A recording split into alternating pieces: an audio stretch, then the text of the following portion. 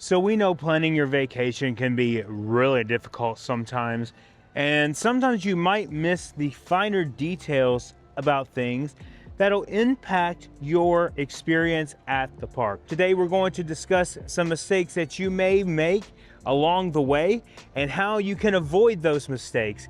So stick with us, let's do this. So come on and join me.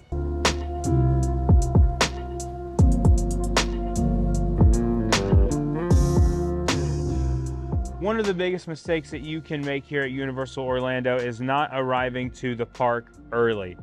You want to utilize your time wisely once you're here, and getting to the park super early is the best bet to get on huge attractions like Velocicoaster and Hagrid's Motorbike Creature Adventure. Now you're asking me, how do I get here early? Well, there's two ways that you can get here early. Number one, you have to be a resort guest. That way you get early park admission, which starts at 8 a.m. over at Islands of Adventure, and sometimes it happens over at Universal Studios Florida.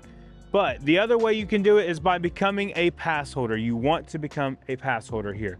If you are a Premier Pass holder or a Preferred Pass holder, you can get early park admission included in your pass. Another mistake that you want to avoid is staying off property at Universal. You definitely want to utilize their perks when you stay at a Universal hotel, like early park admission, as we just previously mentioned. And also you get transportation. So you're gonna get buses, you're gonna get the boats, which are right behind me, and they're gonna lead you here back to the park and over to Epic Universe once it opens later on this year in May. So keep that in mind. Also, you know, if you're thinking about like, well, how am I gonna get food and stuff like that? CityWalk has plenty of food options, and we're going to get to a point later of how you can actually save money by staying at the resorts. Another mistake that you don't want to make is not downloading the Universal app, which is very useful, very powerful. They no longer offer park maps. They did away with that last year. But this app actually shows you the ride wait times. You can make dining reservations and even mobile order on this thing. This thing is powerful, it's awesome, and it's reliable. One of the best apps out there. So make sure you download that, because you can waste a lot of time just walking around the park and looking at the wait times outside of the attraction. You don't want to do that. You want to just download the app so you know where you can get to. And that leads me to my next point. The next mistake you don't want to make is actually not starting at the back of the park when you enter. Do not start at the front of the park. When you start at the front of the park, everyone else and their brother or their mother or their grandmother, whatever you want to call it, they start at the front of the park as well, which means all those wait times are going to be fairly high. And by the time that you get back to the back of the park, it's also going to be fairly high.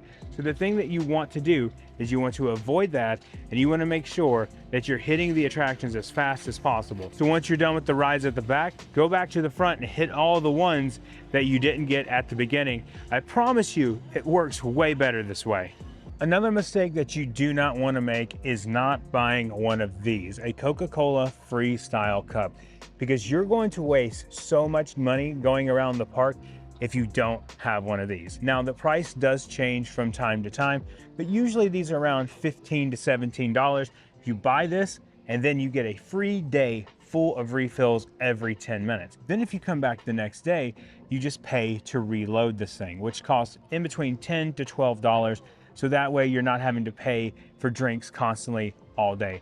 Usually drinks range from $4 to $6 throughout the park, and this is the best way to avoid that because it makes the most sense, right? You just want to pay one flat fee, especially if you're a soda drinker.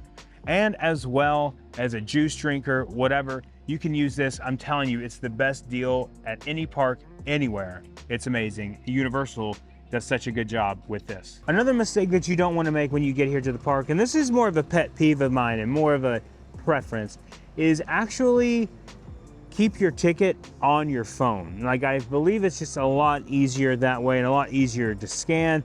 It's just a sub-note key like mistake. I see so many people walk up to the park entrance and they get their paper ticket out and they have them all separated, and it just ends up being confusing a lot of times. So that might be something that you definitely want to avoid for sure. Is just download it on your phone, get everyone on their phone to have, you know, the screenshot of it.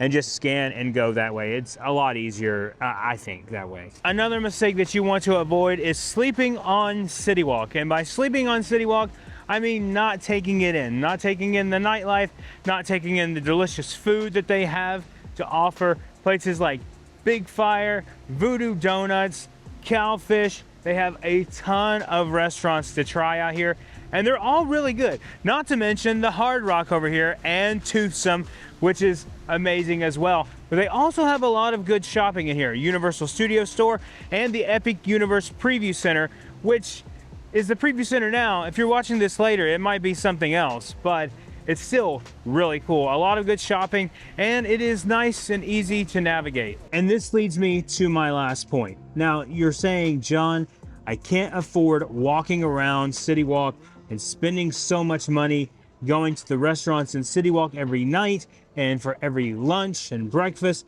I get you. Now, let me tell you a hack that you can do, and it's a huge mistake that you'll make if you constantly go out to eat while you're here. Here's what you can do. When you're at your hotel, any Universal hotel will allow this.